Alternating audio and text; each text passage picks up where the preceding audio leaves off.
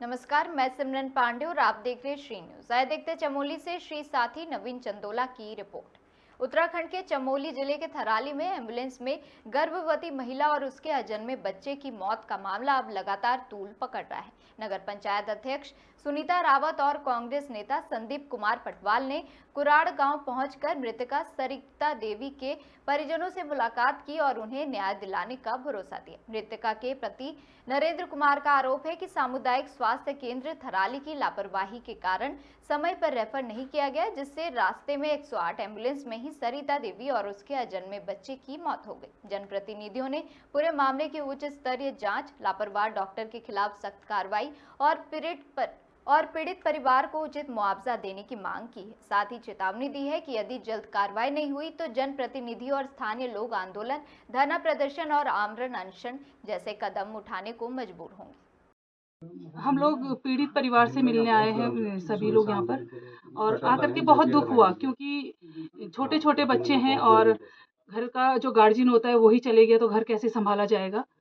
जो उनके पति हैं, जो सरिता देवी, जो हमारी बहन की डेथ हुई थी डिलीवरी के दौरान, वो खुद भी अस्वस्थ हैं और कैसे बच्चों का उनके ऊपर बड़ी जिम्मेदारी आ गई है उनके माँ बाप की और बच्चों की, तो कैसे घर की जिम्मेदारी वो निभा पाएंगे। और मैंने इस संबंध में सीएमओ सर से और जो प्रभारी सीएससी थराली हैं उनसे वार्ता की।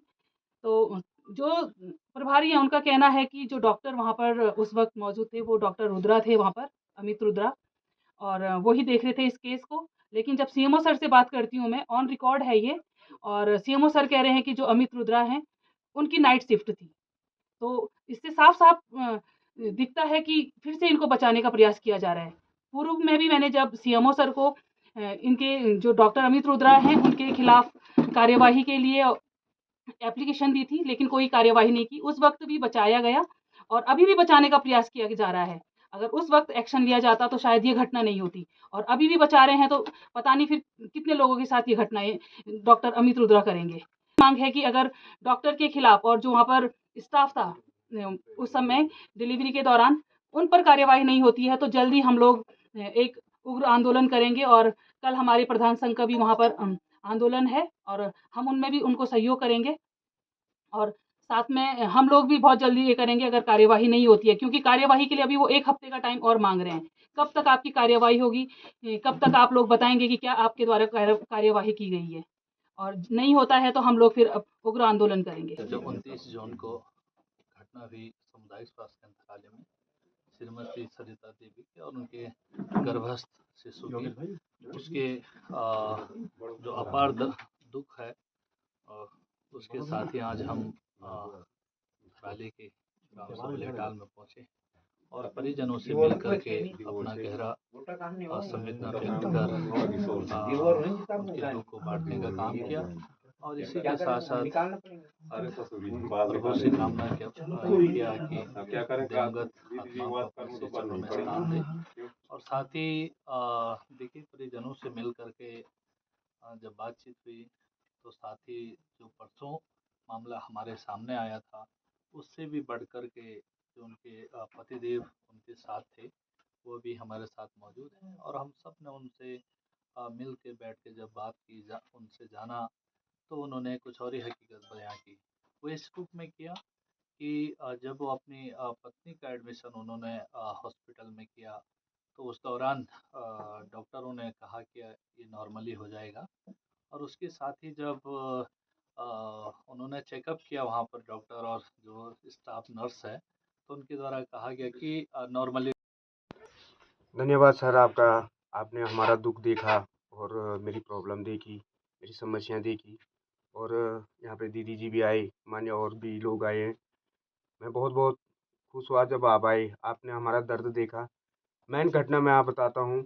रात को सुबह के टाइम पे 5 बजे मेरी वाइफ हंसते ही खिलते एकदम उठ गई थी। मेरे को पानी गर्म करने के लिए लगा दिया था। पानी गर्म करके मुझे बोला नहा लो।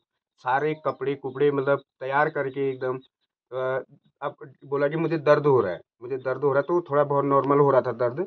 तो बोला ठीक है। मैंने कहा मैं गाड़ी वाले को फ़ोन करता हूँ। फ़ोन किया, तुरंत आ गया था। मैं 8 बजे मौजूद हॉस्पिटल में पहुँच गया थराली।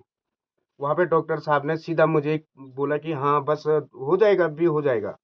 तो उन्होंने मेरे को एक पर्चा कटा के दिया, बोला आप पहले ये काम करो, ये चाय और ये नाश्ता के लिए उनके लिए ये पर्ची आप आगे दे दो। मैंने कहा ओके जी। फिर कहने लगे जी ठीक है। मैंने कहा सर और कितना, 1 घंटा हो गया। 1 घंटे में पूछ लिया कितना टाइम लगेगा। फिर भी बंदा मेरे को बोलता है अभी हो रहा है, अब भी हो रहा है, अब भी हो रहा है, तब भी कुछ भी नहीं, ये लापरवाही थी। फिर जब मेरी वाइफ ने कहा मुझे बाथरूम जाना है, वो बाथरूम गई। जब उसने वहां से जोर से चीखें मारी, एक चीख मारी, और चीख मारने के बाद डॉक्टर मौजूद वहां पे नहीं था, वो नीचे बैठा हुआ आराम से। तो मैंने पूछा भाई, मैं नीचे चिल्लाते चिल्लाते गया। मैंने कहा भाई क्या तू वहाँ, मेरी वाइफ चिल्ला रही है और तुम यहाँ पे नहीं बैठे हो? तो फिर उसने वहाँ पे थोड़ा आया, उसी हिसाब से आया। मतलब मैंने कहा भाई क्या हो गया? फिर मेरी वाइफ की सिर्फ 2 आवाज आई।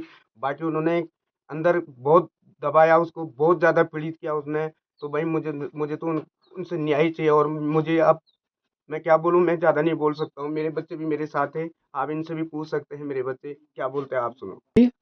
आगे के लिए भाई वो तो उन्होंने मेरी बीवी को मारा है, बस मार रखा है। और मुझे न्याय चाहिए, बस न्याय चाहिए। कार्रवाई, सख्त से सख्त कार्रवाई होनी चाहिए बस। जब कागज जमा करी बुआरी में डाक लगाई भीतर। अभी तो गई तो वहाँ बाहर में बोल बोल के हाँ आप अंदर जाओ और आप मैं बोल के तुम बाहर बैठो, तुम अंदर नहीं आ सकते। एक मैं बुआर बोली बुआर की उन्हीं भीतर हो गए। मैं बोलते हैं दिल्ली गांडे भीतर हो गए, भीतर बोल बोल के मैं सब कुछ करूँगा। डाला उसने क्या रहते हैं गलत से वो डाल के भीतर हो गए। वहाँ से उसने बुरा हाल कर दिया। वो बहू भी उसको थाम रही थी, यहाँ से दबाया वहाँ से दबाया। मैं दरवाजा से नीचे देख रहा, उसको ब्लीडिंग होना शुरू हो गई। जैसा मैंने बोला कि ये पानी कैसा आया, ये पानी आता तो बच्चा भी आता निकलता है। बहुत जोर देते रही, बहुत जोर देते रही, उसका बस का हो ही नहीं रहा। वो अंदर जा रहा है, एक बुरा हाल करके उसने मारी मेरी बहू। बाहर पे चिल्ला रही थी। मैंने बोला मैं अंदर, मेरा लड़का को बोला कि तू बाहर, मैं बाहर आता हूँ, अपने मम्मी को अंदर भेजो, आंटी को अंदर भेजो और मैं बाहर, मैं जाऊंगा बाहर, ये डिलीवरी आंटी करेगी। बोला ऐसा शब्द बोला उसने मेरे को। तब ऐसी 4 बज गई, 2:30 बजने लगी। वहां से हमको उठाया, बोला कि अभी अभी हमारा बस का नहीं। उस समय कैसा नहीं है, वो एम्बुलेंस वाली डॉक्टर थी जो, उसने बोला कि मैं ये गाड़ी ऐसा करके बाजू ऊपर किया, उसने ऐसा बाजू ऊपर किया, गलत डाला था। उसने बोला कि हम रास्ते में ऐसा ऐसा करके वो जाएगी, तो वो ऐसा एक खंजड़ा में डाली, ऐसा पड़ी मेरी बहू यहाँ पर। उसने उसका मेरा छाती में प्राण निकल गया। ना उसके पास ऑक्सीजन, ना वहाँ उस वो एम्बुलेंस में ना पंखा, ना कुछ ना कुछ।